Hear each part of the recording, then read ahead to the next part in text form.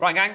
Hope it finds everybody well. Today on the Built for Pressure podcast on the YouTube channel, I'm lucky to have Mr. Gareth Timmins of Nought Point One with me, just on a minion training session, just describing how we weren't talking to Jesus, but we kind of were. First things first, just to the audience, who is Gareth Timmins and what do they need to know about you that makes you you, if you know what I mean? Yeah, I started off, I suppose, playing rugby as a young lad, reached an eye level. I then went in the Royal Marines, again, quite young, former Royal Marine commando. I've since left, really gone into like high performance, but become like a international best-selling author. Wrote 2 books, really focusing now on elite, high-level performance from a mindset perspective, and looking at doing a PhD next year in a subject called gauging atmospherics. Nice. Yeah. For the audience to know, I met Gareth read his book, massively hit me from a perspective of most high performance and mental performance and leadership spaces use blanket terminology for how to develop high performance in the mindset space. And Gareth's books, through talking about the first book, he talked about the sort of diaries of being in the military, and showing vulnerability through adversity. I think that was probably the thing that tangibly hit me, purely from coming from a professional sport background and an SSC background, now working with elite performers in different realms. Something that I've always said what fascinates me about high performance, but I'd love to know, and I think the audience like to know, what fascinated you with high performance, purely on the basis of your journey from professional rugby at Leeds to working with arguably the hardest military sort of protocols and personnel in the world, to fighting pirates in the middle of Somalia and Africa. Like, there's so many high performance traits there, but what fascinated you at the start to get you into the game of the elite side of performance rather than just, I want to just go and compete? It comes across as if, we'll talk about what you coined a term, finding your elite edge, which is something that massively I learned at a seminar, which we've taken throughout the sort of Built for Pressure process. That's one thing that I want to get across on the podcast is for Gareth to elaborate on the elite edge and what sort of fascinates him with performance. Yeah, so I'd been surrounded by, like, I suppose, elite environments for being a young lad, really, Will. My dad was a strength and conditioning coach at Castleford Tigers Rugby League, so I'd always been in from being like 3 or 4 years old, I were always like in professional dressing rooms with men, like at the cutting edge of performance kind of thing. And I were always fascinated with, like, what makes somebody, how do you get like elite performance over another elite team? Yeah. And how do some people kind of succeed in a very elite pool? So how do people become the elite of the elite? And I've always been absolutely fascinated in that, just because I suppose my rugby career didn't go according to plan. I mean, that was sabotaged really by my own hands in the end. But then I've always really been, fascinated by elite performance, and I've always wanted to be in environments that are elite performing, because ultimately I've wanted to maximise who I am and my performance from a mental and physical perspective. So I've always been really drawn to, like, being in these environments around these people where I can become really, really like a next level kind of operator and a human being. I don't want to be average, and I've always been scared of being average. And I think that's kind of what's really drawn me and propelled me to, like, go on this venture of writing and now educating in terms of high performance and definitely the psychological elements of it. 2 parts of that I'd like to unpack. You mentioned about your rugby career that you had a bit of self-sabotage. People in the leadership space and high achievers, there's a huge bout of underdog syndrome where people will subconsciously but intentionally make things hard to try and give themselves a challenge so they can rise to it. Vice versa, in the situation that you're in during your rugby career, when you mentioned about sabotage, was that purely coincidental, or was that sort of the mindset? Similarly, I had similar instinct with my rugby career. Didn't go according to plan through injury, but the bit that it sort of enticed me into learning more about you and what your work has been. The biggest game changer to my actual performance as an athlete, but more as a business, in every realm, is learning how to play the inner game. Whereas I used to think it was just, like you said, bouts of exceptional performance through whatever sphere. Obviously, you've been in contact situations which are actually life and death. I think rugby is like one of those weird contact sports where everyone talks about it being a war, but until you've actually been in war, nobody will ever understand that until you've been there. What was that, and how did you alleviate that? Because I think that's something that a lot of people will be dealing with. I think there were a couple of elements, some harsh lessons that I learnt from being a young lad. Really, there was a realization that I probably physically wasn't ready at that time to meet that real short window of establishing yourself in a professional team. I wasn't fast enough, and I was never going to be, I don't think, fast enough for the position that I played. But this is genuinely, mate, it came down to value. It came down to my own personal value. I've always been like really, really keen on like when you're not getting valued, or you're not getting valued by an organisation, or you don't feel like your value is met, I have always pulled the parachute and I've gone. Wow. And it was such a hard decision to make at the time, but I just didn't feel like I was valued and seen in terms of what I brought to the table and stuff like that. And Leeds at the time were very good at, and I think there's an element of that that's still the case, where they leverage the brand, the logo against the young lad. And I could see through it. I could really see through it, and I just thought that I'm not going to stay when my value is not met.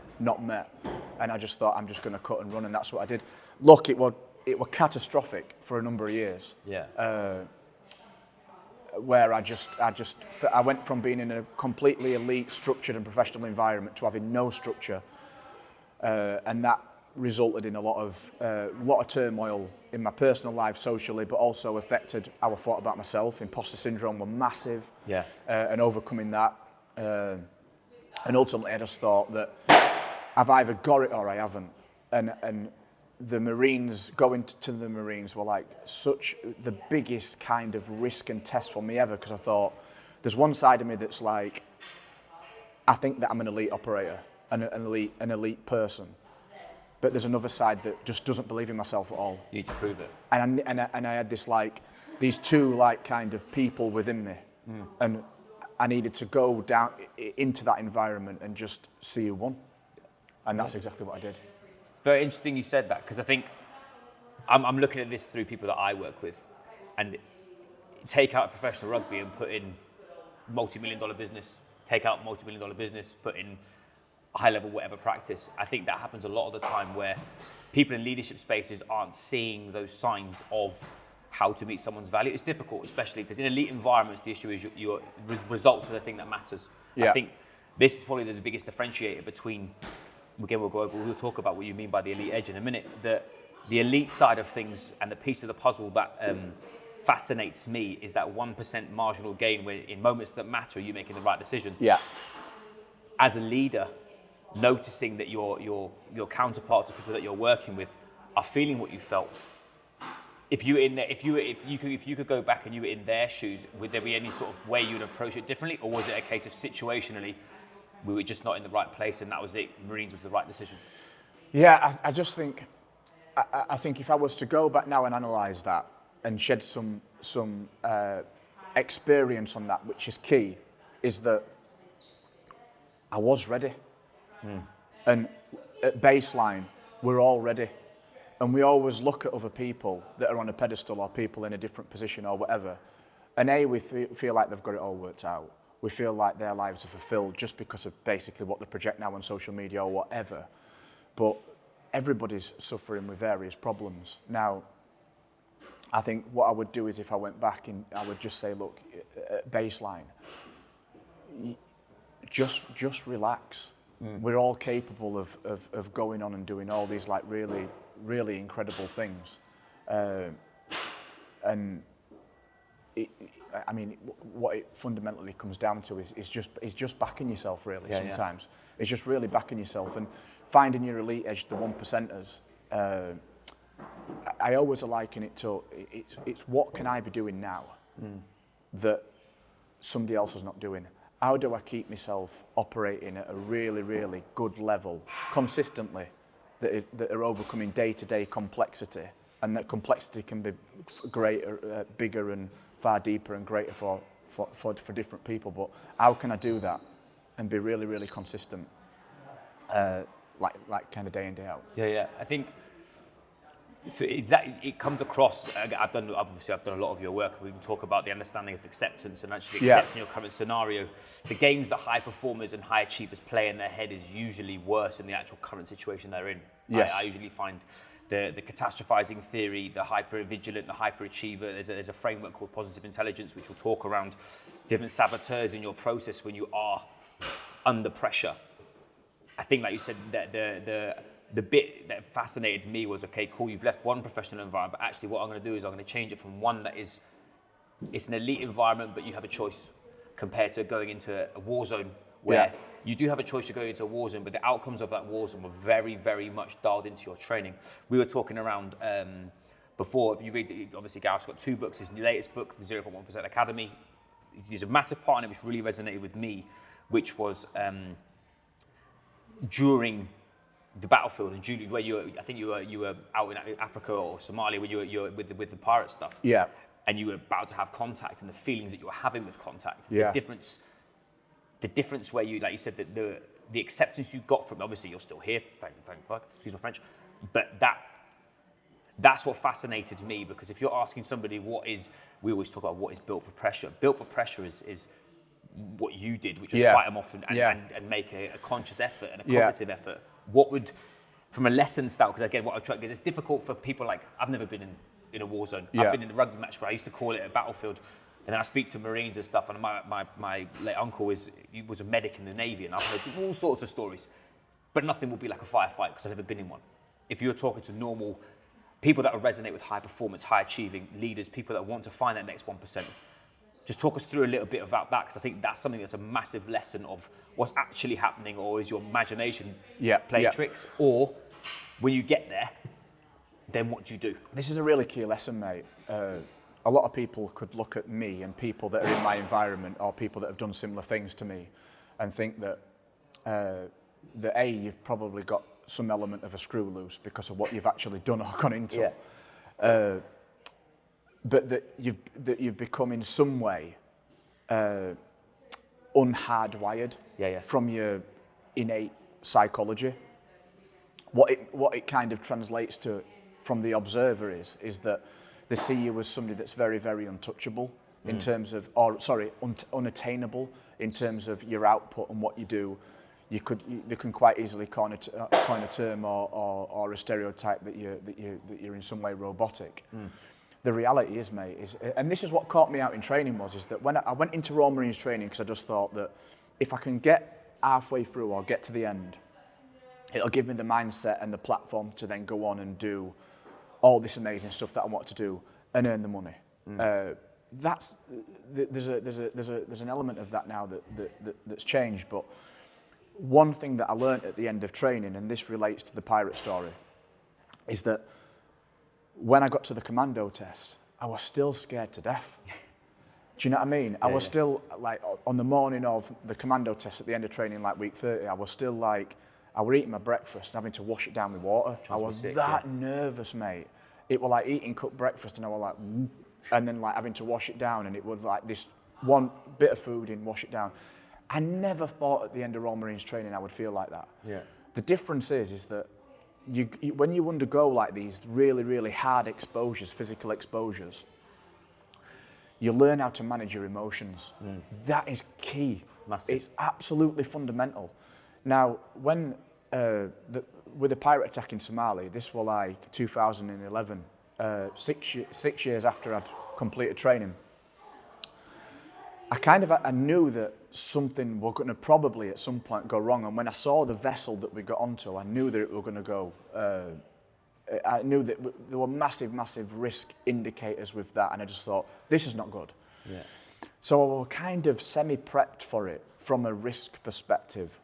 But then when the call actually came on radio that, like, Gaz, you need to get up here and have a look at this massive, like, drop of adrenaline just went into my stomach. My knees felt completely, my legs felt hollow and you know the feeling, right? And you're just like, wow. I ran up these stairs, I was hyperventilating, I got to the top, and I'd been to Iraq 2 or 3 times, I'd done Somalia with the Marines and stuff, I'd done all the training, I'd been in all these elite environments all my life, but I got to the top and I felt like that. Yeah. Do you know what I mean? I was like, you were leading that team then as well. That was I was part leading of the it. team, You yeah. were Like, the figurehead at the top. I was 25 or 26 years old. What do we do now, boss? Yeah, I was team leader. And the SOP the SOP, the standing operating procedure, in the event of a pirate attack is that I took control of the ship. I took command of the ship. So I had my team looking in at me, and then I had the captain, all the command element of the vessel, but all the crew, then looking at me and saying like, "What we doing?" And I'm thinking, I need to speak to somebody to tell me what I'm going to do. Yeah, yeah. But I were in complete flight mode. I was in a different place. I wanted to phone my mum. I can remember vividly wanting to do that. Now I knew that were completely irrational. Sure. But that were just, and I were really conflicted internally. And this is all happening in seconds. But I just thought that after all the training and the title that I've got and how people perceive me and look at me, I couldn't feel any closer to that identity and that narrative. Yeah, yeah. I feel like a complete imposter in this game at this moment, but I've got to do something. I've got to act. And I talk about this in talks all the time to like organisations and whatnot, and executives and stuff, and leadership teams. I were hyperventilating, I were in flight mode, and I thought these vessels, these skiffs were coming in with pirates, and I thought at some point, lads were saying, "Guys, what we're going to do?"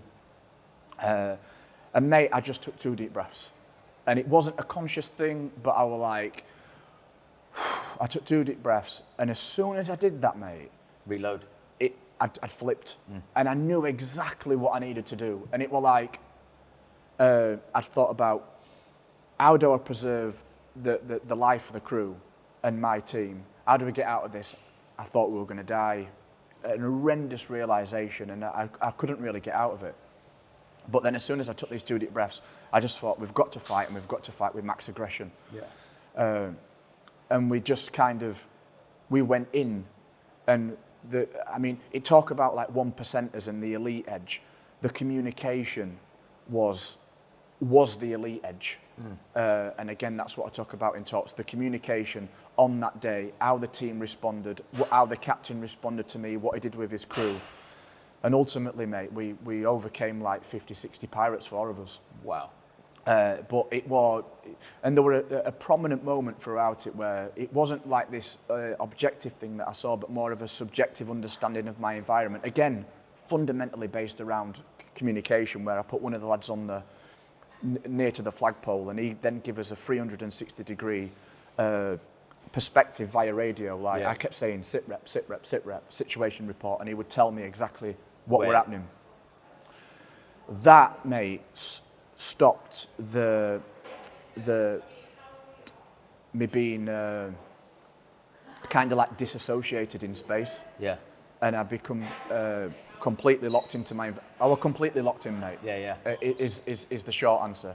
And yeah, the 2 deep breaths really, and just the key takeaway from that is that you don't have to make a quick decision. Yeah. Don't make a snap decision. You've always got time. We had probably about a minute and a half, but I had time to make the right decision. Yeah. Massive. I think that sounds wild. Firstly, that's not a normal story. No, You've got blase 50 or 60 pirates. It's got like 3 of them. Yeah. But I mean, we always say this in every high pressure environment I've ever been around is you always think to the levels of your training. Your stress physiology is a natural response in every single individual on the planet. You can't get past your emotional part of your brain that sees everything first. And stress inoculation is you doing those reps, but you being able to sync to protocols even though you're under duress.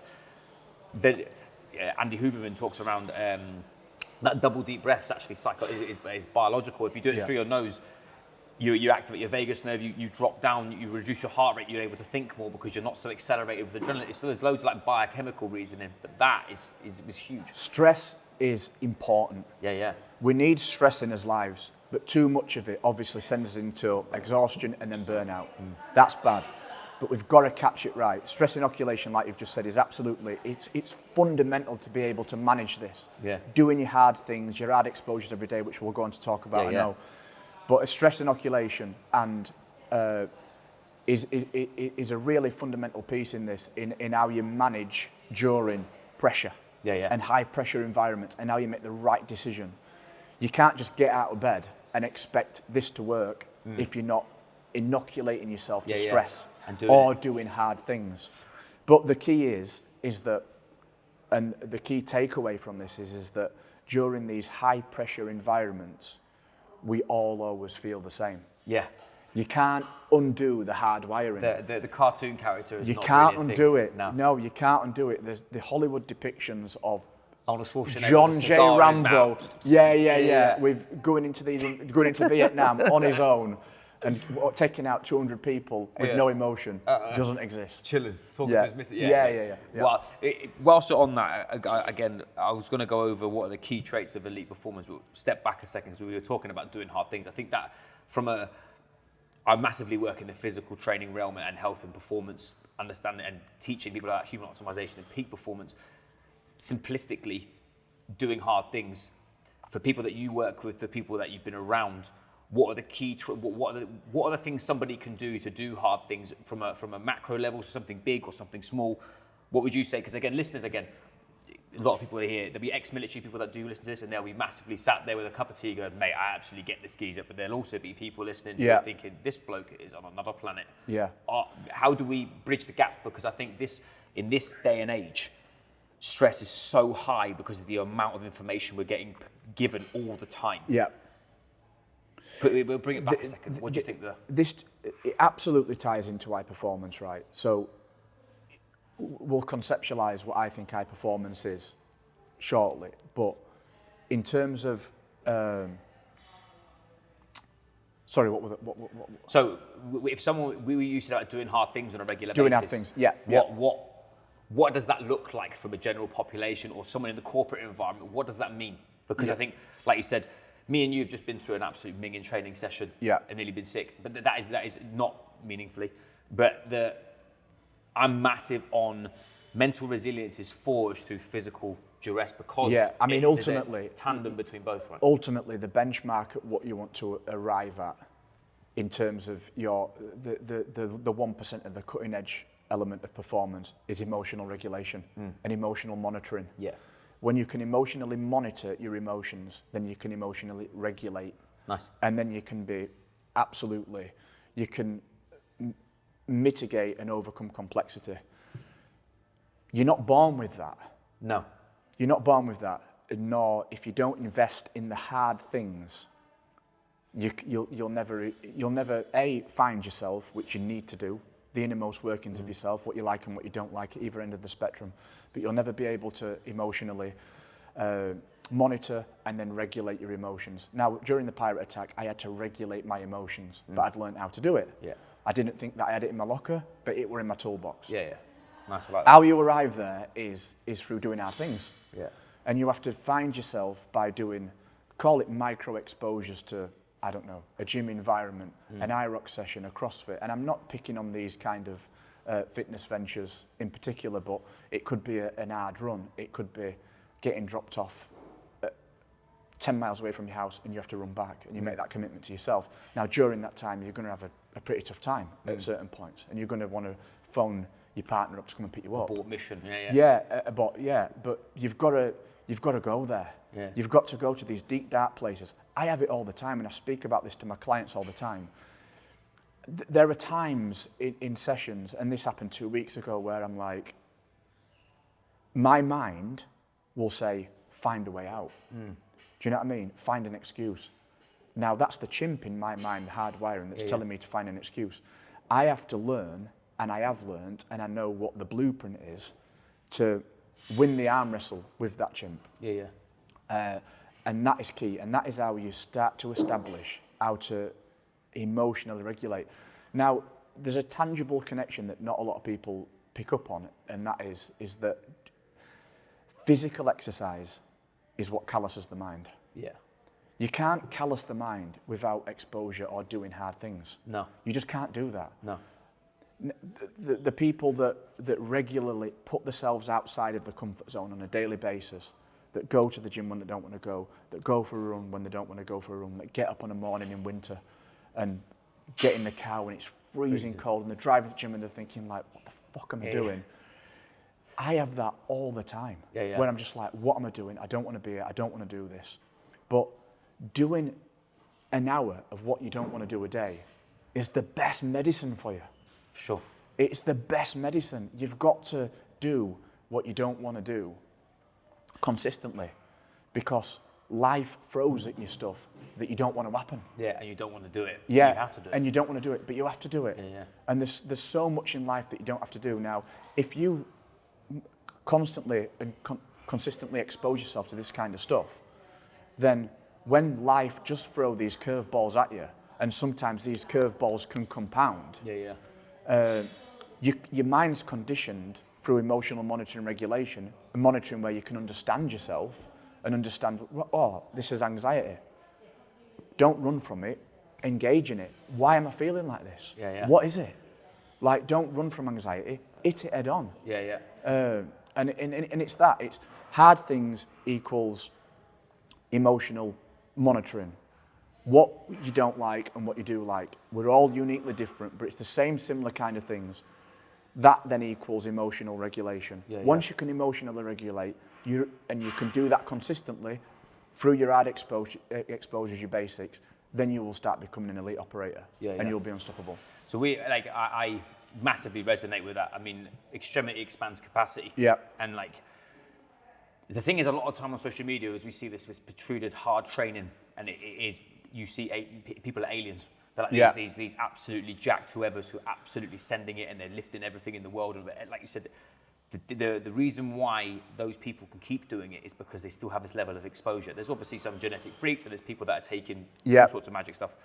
But from a doing hard things perspective, like for me, I take a cold shower every morning. Not only good for the immune system, but that's another thing, right? So I saw a piece online, and there's been research that's done into this recently. Because I'm really, really looking at this, mate, and I really think it's really important. It's a massive part of what my PhD is going to become next year. But micro exposures to hard things is key. It develops a part of your brain that they've found in research that is directly linked, and that is a real commonality and a causal link to people that are massively successful in life.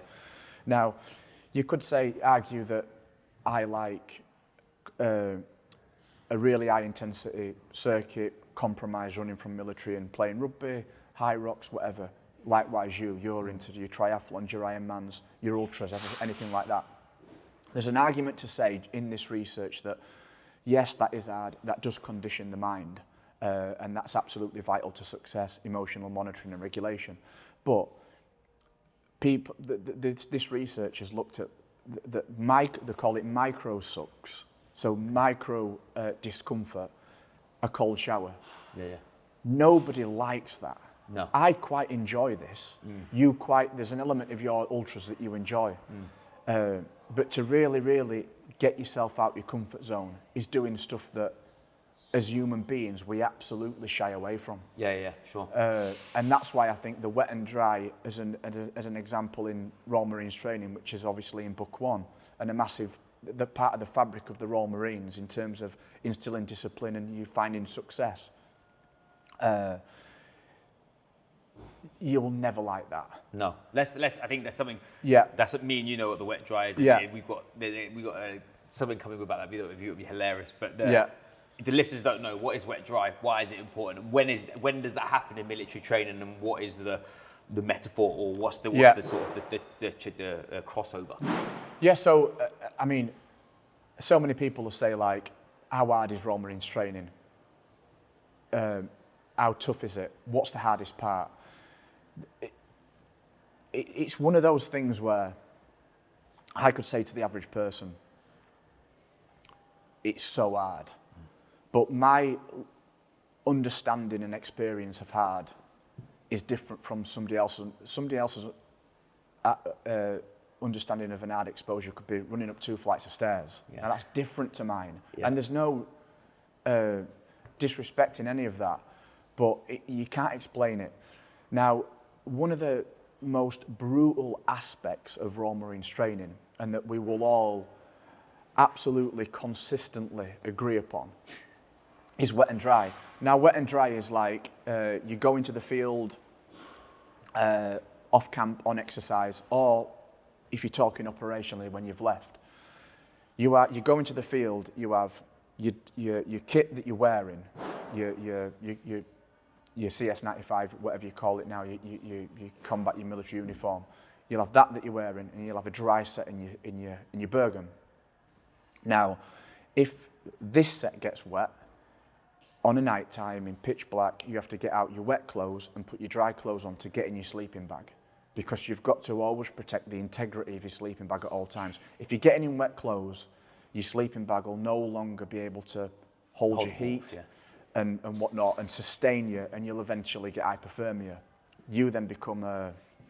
Not an asset, you become a burden to your team. Yeah? Exactly, yeah. And if you don't go down, 2 or 3 people have to carry you out, blah, blah, blah, blah, massive operational problem. But it's more of a sustainability issue.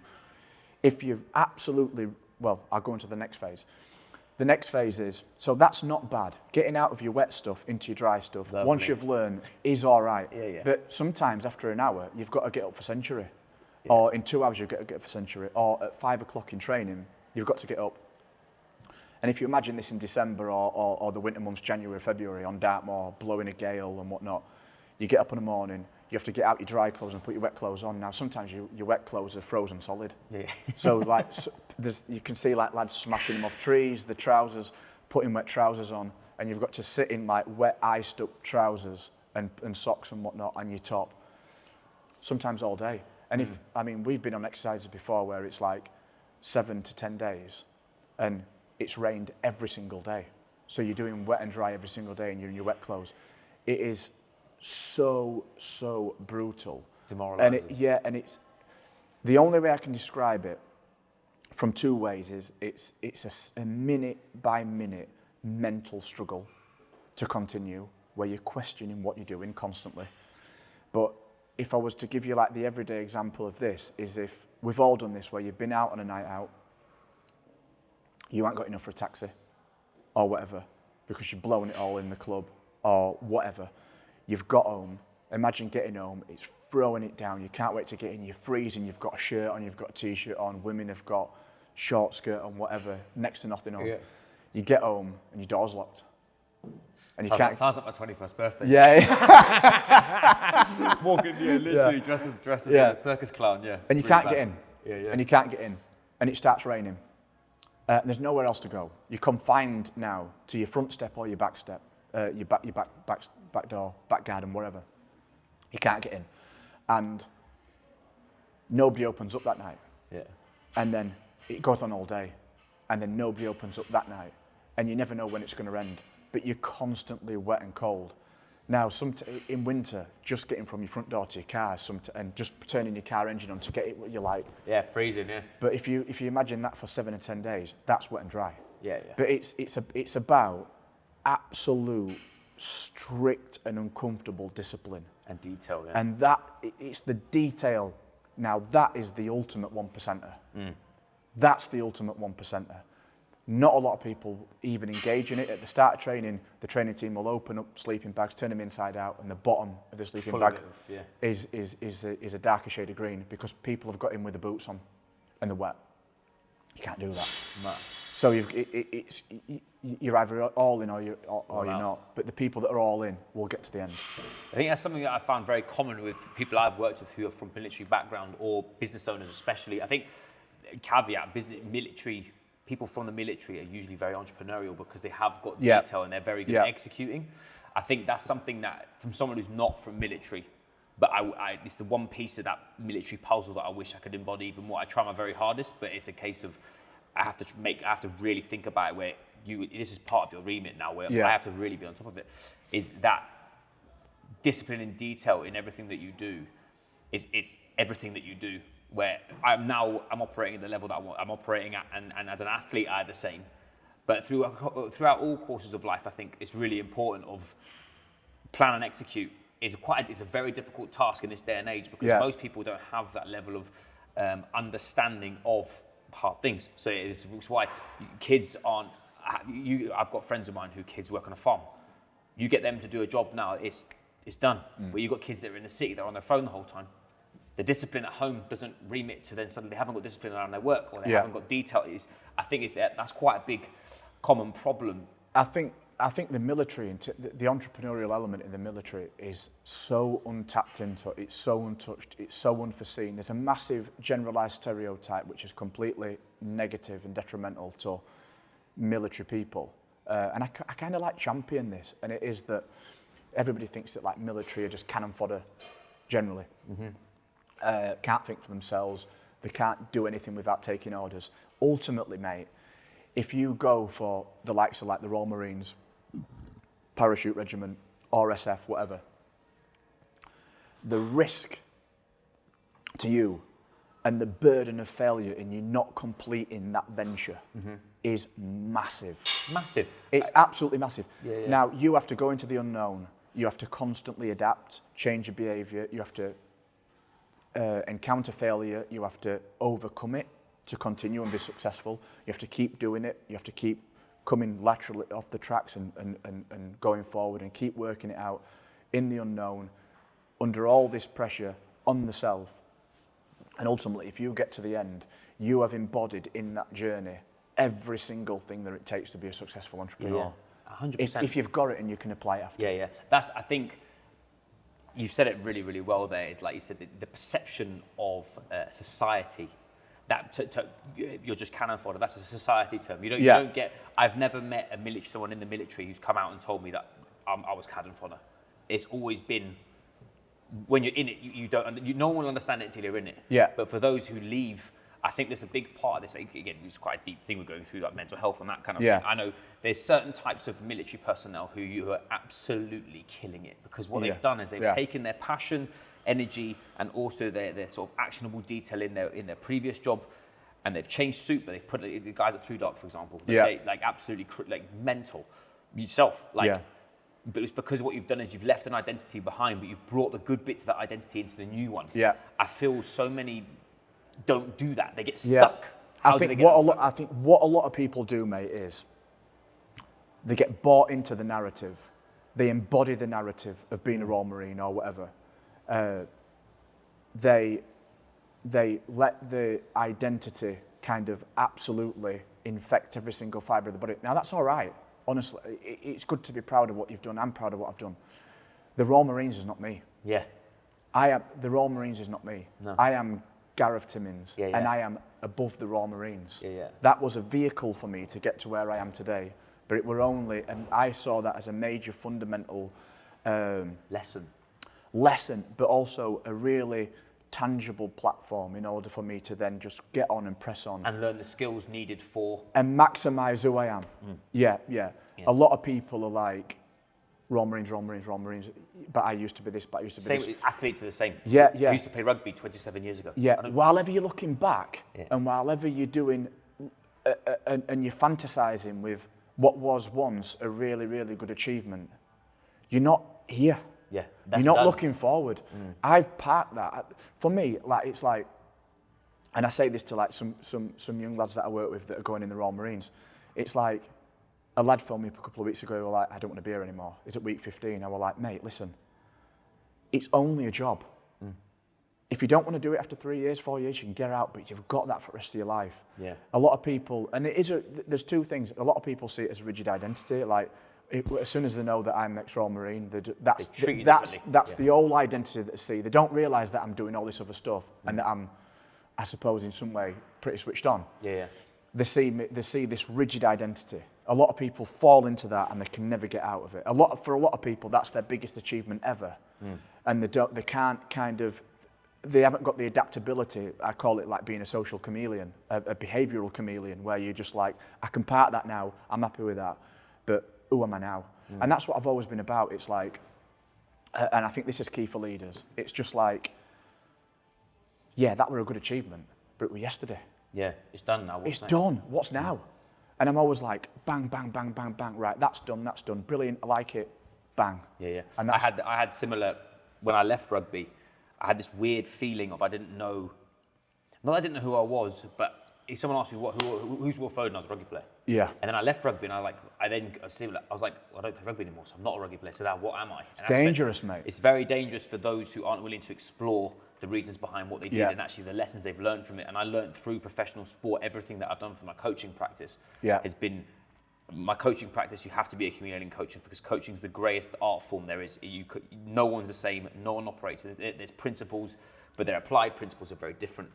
I found that exploring that inner game took off those handcuffs of leaning back on my previous. And sometimes it can be an oxymoron because once you've achieved something, you want to achieve something else straight away. Yeah. But the landing pad of, I think you've mentioned again, not on here we were talking before about teaching people and coaching people to actually embrace the journey. That's why your book, the first book, was so good for me. It's the journey, mate. It's the journey. And I say this all the time. I've said this to my partner recently. Like, the Royal Marines training is, I think, probably one of, if not the only vehicles in life. And I'm not just saying this because from a biased perspective, but it's the only time in your life that you're on a journey to becoming something. Yeah. A massive a transformation. From a testing standpoint, a transformation. Yeah, because you're doing across physical and mental. Whereas if you're in a corporate industry, it's very playing the game. Yeah, I get what you mean. Yeah. Now that during that period, it is like being in hell, and it's like this. A month seems like 10 years. Yeah. And you get to the end of training and you finish the 30 miler and you just think, you're relieved that it's over. It feels like it's been a nightmare. It feels like it's been all your life. When I look back on that now, that is the single most greatest thing I have ever done in my life. Wow. And will ever do in terms of a life experience, a journey.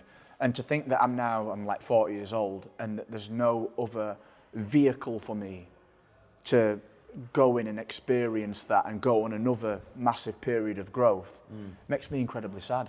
Okay. And I think that not everybody is, I suppose, predisposed or what to the Royal Marine, and that's fine. I'm not just picking anything like that, but get on a journey. Put yourself on a journey. And what I've found is that, and this has only been recently, is that fulfillment is not waiting at the end. No. Fulfillment is not at the end. Yeah. Happiness is not at the end. You get to the end, and this is in book 2, and like anything that goes up, you reach the end, and it's like reaching the summit, and naturally you have to come down. Yeah. Or you look at another summit that's even higher. Like, yeah. Well, actually, do you know what? This isn't that fulfilling anymore. But what did you enjoy about doing? Call it a mountain for a kind of a way to look at this example. I bet you didn't enjoy coming down as much as you enjoyed going up, but you just didn't realise it at the time. Yeah. Because you were in this battle. But it's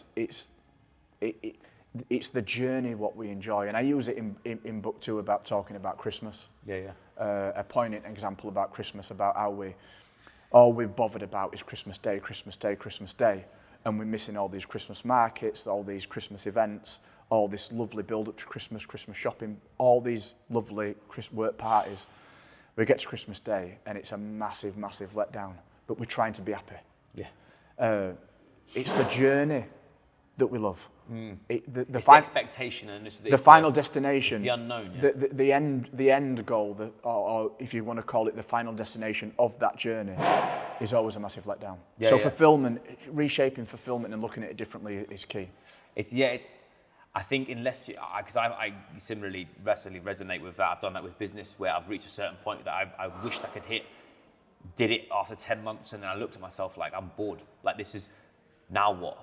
Rather than actually changing the frame of what impact means to me, massively changed how I perceived my success, but also where I'm taking what I'm taking, purely on the basis, like you said, of the man who I'm going to become on this process is far more equipped to deal with what I want to deal with by taking the longer route rather than people will know I'm not just a broccoli chicken coach. Like, that's not my thing. My thing is I want someone to, similar to you, but more in the physical space too, is I want someone to be finding their next 1%. And how do we turn potential into performance? That's always been what I want to do. Yeah. And that's something, again, pointedly sort of refers back to, we've obviously, guys that have been listening to this before, we're running an immersion experience in Dubai, which is, we're obviously bringing high performance, immersive experiences to the next level. And I'm lucky enough to have Gareth involved, coaching, mentoring, and also we're going to do some training. We'll test his gears in that as well.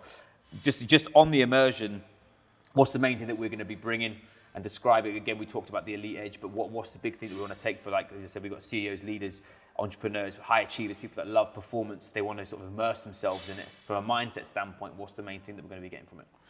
Yeah, it's just, obviously, it's taking my experience from being in all these variety of elite environments that I've been in, and just what I've done over the years is look at how we can inject these teachings from elite military, from elite sport, and how we can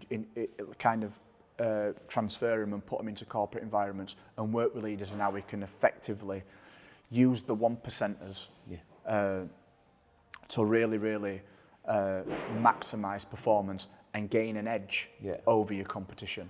And that's kind of like the key takeaways. But some of the key things in there that I bring and that have always have like real big resonance and huge impact and transfer really well is finding acceptance. Yeah, massive. Stuff like that.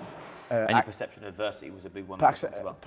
Perception of adversity, reframing adversity, obviously finding acceptance is absolutely key, because that's how you mitigate change. And change is always happening, and we're so adverse to change as human beings, just from a cognitive and psychological perspective. But it's putting these kind of really psychological topics on people's notepads and in their minds, and just kind of inviting them, but also pushing them to explore them and just be like, wow, this is actually a thing, but it's now tangible. Yeah. And I've semi-know about this, and I've felt it, but up until now I've not seen it. And it's learning people how to recognise it, but also giving them the key tools in how to kind of get over it, both as an individual and as a collective team and a leadership team. Awesome. Yeah, I'm very much looking forward to the exploration and the reconnection piece is what we've talked about. Reconnect with high performance, especially when we've said, I think everything that Gareth sues is that elite performance. And it's not just from a physical perspective, it's also from a personal and professional perspective. And the immersion is very much dialed in for those that want to take their performance to the next level, for sure. The two last questions. What's next for Gareth Timmins? Yeah, so I'm looking at book 3 now, mate. On a roll, brother's just churning them out now, isn't it? Yeah. The library's coming. I finished book 2, which were a really complex project. I finished that, and as soon as that finished, I started writing a proposal for what I thought would be a really good kind of, not a third installment and a follow-on, but more looking at behaviour now. Okay, nice. We've looked at mindset. We've looked at how we build an elite mindset, the different phases of mindset in book 3, but now we're looking at like behaviour and simplifying it, and how if you follow these key steps under this really kind of, I think, unique framework based on my academic grounding and experiences, how you can get off your sofa and go on and achieve great things through consistency. So book 3, we're looking at that, speaking to publishers at the minute. I'm doing a PhD with Surrey, again looking at intuition, how we engage with our environment, and predominantly looking at rapid decision making, how we make effective decision making, and how we do that by removing bias out of our environment, and bias from us as thinking, as dual processing. So PhD, clothing, Nought Point One clothing, that's kicking off. Basically taking over the world, mate. But yeah. Dudes academically doing absolutely everything possible. Yeah, now, so it's... the gear as well. It's just really good. I mean, it's just really exciting, mate. I mean, there's really good eye demand for the clothing and stuff, and that's something that I'm really excited about. I'm really passionate about it as well. Just being creative, mate. Just being creative and just really developing things and developing products and developing people and working with people that want to get after it. Yeah. And if people want to get after it, I want to be a part of it. Epic. And it's as simple as that. Yeah. I think it's especially how we've connected is like minds, motivated individuals are, how do you say, you don't see them so often where, like you said, it's people are either on one side of the coin, they're in or they're out, and it's so nice to meet people who are actually all in on performance, who they value everything around it and the creativity, the connection around it, and more so the cool stuff you can do with it. I think most people are looking, especially in our environments, is like the end of the road, where there's nothing better than a cool conversation with someone who wants to go a little bit deep. There's nothing better with you having nice kit or experiences or whatever. It's exactly that thing, is finding like-minded people that want to. So no, I appreciate it, mate. Thank you very much. Appreciate it today. I really agree. Thank you very much, everybody. I hope everybody enjoyed. If you follow all the good stuff, and we'll catch up with you soon. Thank you.